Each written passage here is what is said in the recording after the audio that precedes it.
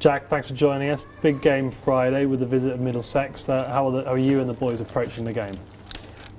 Well, I think the way you started this campaign, that first game against Surrey, we had a brilliant game, and then the two home games, I think it's fair to say that we didn't play very well. I think in both games we struggled to find momentum without batting, which made it difficult for us. So I think going into Friday, we've spoken about it, and I think the key with these kind of competitions, you've got to try and find your method and your recipe as quickly as possible. We are missing out on the runs of Jim Allenby last year, who really got us off to flyers. So we've got to try and substitute that, and hopefully we can get it over the next few games and then start getting momentum going further on. You made a bit of a juggle around with the batting lineup last week. Is there more thoughts trying things new, or is it about trying to get a settled partnerships?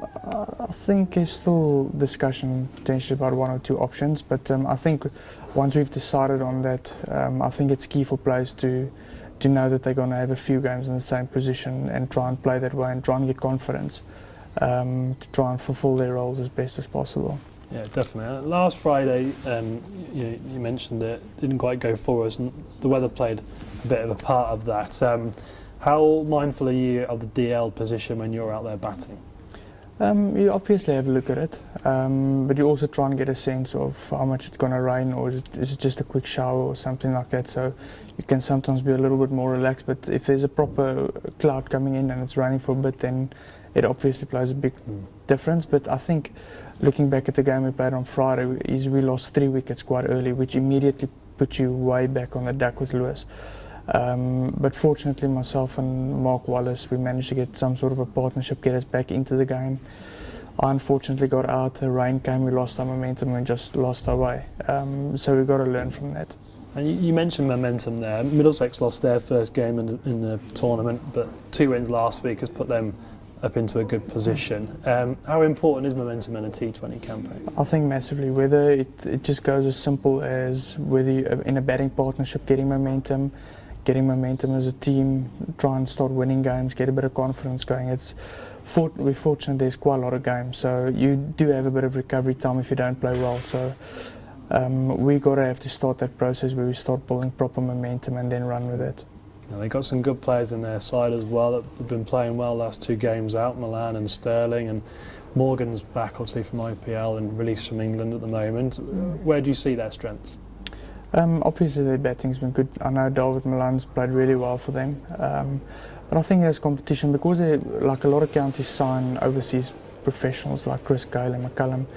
You can't be too worried about them. You just got to make sure your plans are in place, and then you've got to try and execute them. Wayne Parnell made his debut last week. How did you rate his performance, and what can he bring to us the rest of the season? I think it was quite exciting. I think people need to understand that he hasn't played cricket for some time. He was also injured. I think for his first game back he was quite happy with his performance, and I think it's also nice for me as a captain to know that you have the likes of him and Michael Hogan up front with a new ball. They can take wickets. Like for example in this last game we managed to get them 4 down quickly. But then you've got to try and restrict them to as little as possible. So I think he's potentially got a massive role for us to play. We've seen a bit of bad weather this week, but I'm expecting the weather to change. There's some improved June ahead, let's all hope. But get the supporters out and get behind the side. What impact can the home support have to benefit the side? Obviously massive. I think it really hurts the boys that we can't put out good performances when we do get good crowds in, and I think it's the best for us if we can start playing winning cricket. More people can come to our grounds.